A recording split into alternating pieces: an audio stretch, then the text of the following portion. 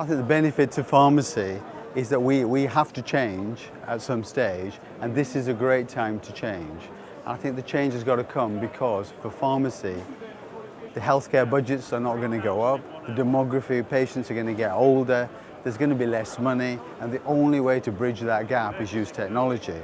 So when I had some of these ideas a few years ago, people thought it was a bit crazy, a bit mad. Luckily, with Altaf and Gain Data, they wanted to put those ideas into practice.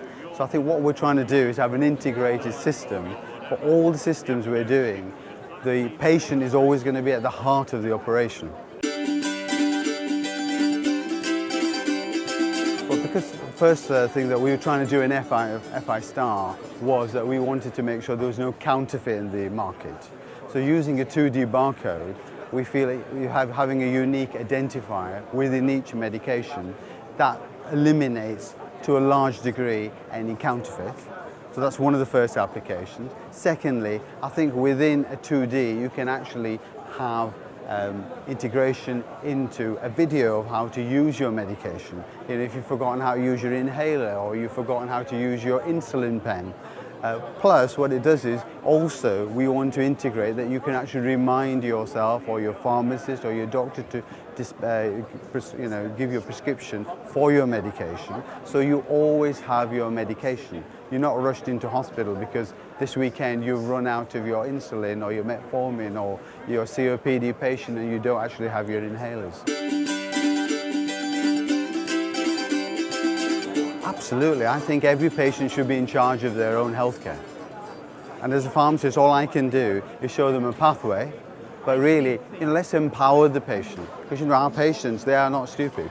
But if we give them the tools to be able to self-manage, then I think that's where pharmacy comes in. And as a gatekeeper, we can actually do that. We can have points of information at each pharmacy, so the message is the same. So rather than going for public health, where people might not see, you've got 6 million visits a week into pharmacy. So let's use that.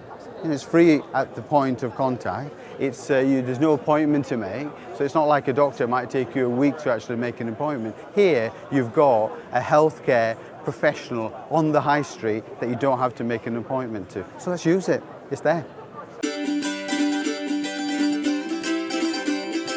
I think if you asked me this question 3 or 4 years ago, I'd have said, yeah, probably there's a lot of people not using phones who are all elderly, and that's really mainly people who have polypharmacy who actually need it the most.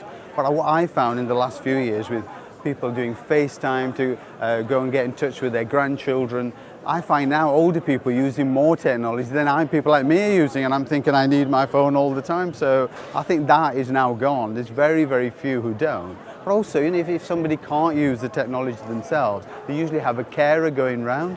So me, I've got a mother. If she's getting older, it's great for me to be able to actually keep an eye to make sure she is taking a medication and that the actual healthcare person is doing their job. So it's a great audit, it's a great peace of mind. Maybe they're already doing it, but this gives me an audit, gives me a great peace of mind. Absolutely, that's what we want. But I think the other great advantage would be, why do you always have to make an appointment at your GP? Why do you always have to go and see your consultant? Why do you always have to see your pharmacist? If somebody can't get out, let's have a virtual pharmacist, let's have a virtual GP, let's have a virtual consultant, so that you can be at home and using FaceTime, using Skype, you can actually go and get in touch with your professionals. So let's set aside a time every day that we use digital technology, and I think then we're accessing more patients, and hopefully those patients don't need to be hospitalized. They can be in the comfort of their own home, still see their loved one whenever they want. And for us as a society, not only are they getting better, we're actually saving money, which means we can look after more people.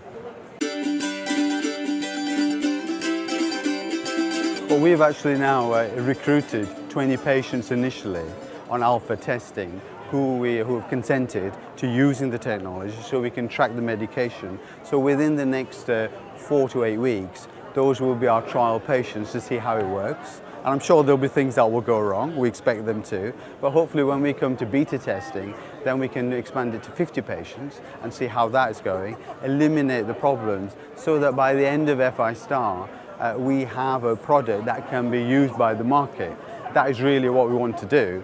And with FI-STAR being available for everybody in Europe, let's use it, because we've got people in Tromsø, they're doing things for diabetics. We've got people in Spain, looking after patients who need healthcare. So we've got our tracking technology. So what I'm hoping to do is that all of us from FI-STAR can actually have a product that goes to market and it benefits patients, and it shows that SMEs should be involved with this sort of project, because they can actually reach markets which sometimes big people don't reach because they think it's too difficult or whatever. So, but SMEs as well, sometimes they're a bit reluctant to get involved with these projects. So do we have the time?